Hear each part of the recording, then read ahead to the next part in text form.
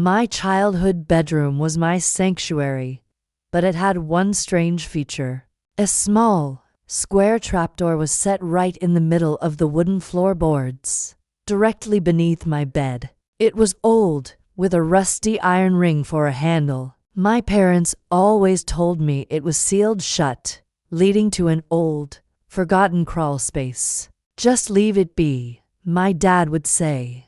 "It's been locked for 100 years. So, I did. 4 years. I slept right over it, never giving it a second thought. Then came my 10th birthday. I got all sorts of great gifts, but the one that stood out was from my eccentric great-aunt. It was a porcelain doll. She had glassy, blue eyes that seemed to follow you, and her pale, painted face was fixed in a slight, unsettling smirk. Her hair was made of real, blonde curls, and she wore a faded, lace-trimmed Victorian dress. I wasn't a huge fan of dolls, especially one this creepy, but I didn't want to be rude.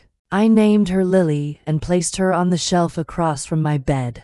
That night, something felt different. The air in my room was colder. I kept waking up, feeling like someone was watching me. Every time I opened my eyes, my gaze would land on Lily, sitting on her shelf. Her painted smile seemed wider in the moonlight, her glass eyes gleaming.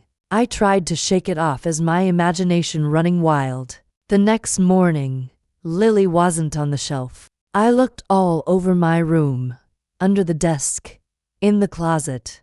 Nothing. I figured my mom had moved her, but when I asked, she said she hadn't touched it. We searched the whole house, but Lily was gone. It was weird, but I was secretly relieved. I never liked that doll anyway. A week later, the scratching started. It came from directly beneath me, from under the floor. It was faint at first, like a mouse scrabbling at the wood. I told my dad, and he put down some traps in the basement. But the scratching continued, only in my room, only at night. It grew louder, more rhythmic. Scratch, scratch, scratch. It sounded less like an animal and more like fingernails. Fingernails dragging slowly across wood. I started having trouble sleeping. I'd lie awake for hours, my heart pounding in my chest, listening to the relentless scratching. From below, one night, a new sound joined the scratching. A soft, high-pitched giggle. It was faint, almost lost in the scratching, but it was unmistakably the laugh of a little girl. And it was coming from the trapdoor. I was terrified. I begged my parents to let me sleep in their room, but they dismissed it as nightmares. "It's just the old house settling," my mom would say. But I knew it wasn't. The sounds were too specific, too deliberate. The giggling grew more frequent, sometimes followed by a soft, humming tune, a nursery rhyme I didn't recognize. One night, I couldn't take it anymore. The scratching was louder than ever, frantic and desperate. The giggling was sharp, almost mocking. I needed to know what was down there. Armed with a flashlight and my dad's heaviest crowbar, I waited until my parents were asleep. My hands trembled as I pushed my bed aside, revealing the old, dusty trapdoor. The iron ring felt cold as ice. I remembered my dad saying it was sealed, but I had to try. I wedged the crowbar under the edge and pulled with all my might. At first, nothing. Then, with a groan of splintering wood and a screech of rusty metal, the trapdoor gave way. It popped open a few inches.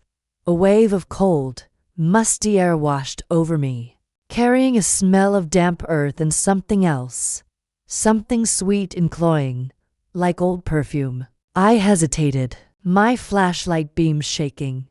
The scratching and giggling had stopped the moment the seal broke. There was only silence now, a heavy, waiting silence. I took a deep breath, shoved the trapdoor open the rest of the way, and pointed my light into the darkness below. It was a small, dirt-floored crawl space, just like my parents said. Spiders had woven thick, dusty webs everywhere. But my light didn't land on a mouse or a rat. It landed on her, Lily. She was sitting upright in the center of the crawl space, directly beneath where the trapdoor had been. Her lace dress was caked in dirt, but her porcelain face was clean. And her smile was wider now, a grotesque, gaping grin that stretched almost to her ears. Her glassy blue eyes were fixed on me, and in the beam of my flashlight, I could see they weren't glass anymore. They were clouded over,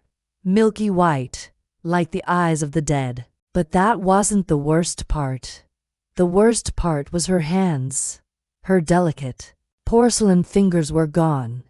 In their place were chipped and broken stubs, worn down to the ceramic nubs. The tips were dark, stained with what looked like dried blood and splinters of wood. On the underside of the trapdoor above her, I could see it. Hundreds of deep, parallel scratch marks, gouged into the wood. She had been trying to get out. I slammed the trapdoor shut, my heart trying to beat its way out of my chest. I didn't bother trying to seal it. I shoved my bed back over it and scrambled out of my room, not stopping until I was huddled in the corner of the living room, wrapped in a blanket. I never slept in that room again. We moved out 6 months later. I never told my parents what I saw. How could I? They'd never believe me. Sometimes, even now, when it's late and quiet, I think I can hear it. A faint, distant scratching, and a soft, high-pitched giggle. And I know, wherever she is, she's still trying to get out. Thanks for listening. If you have your own creepy stories, I'd love to hear them in the comments. Don't forget to like and subscribe for more. Stay safe out there.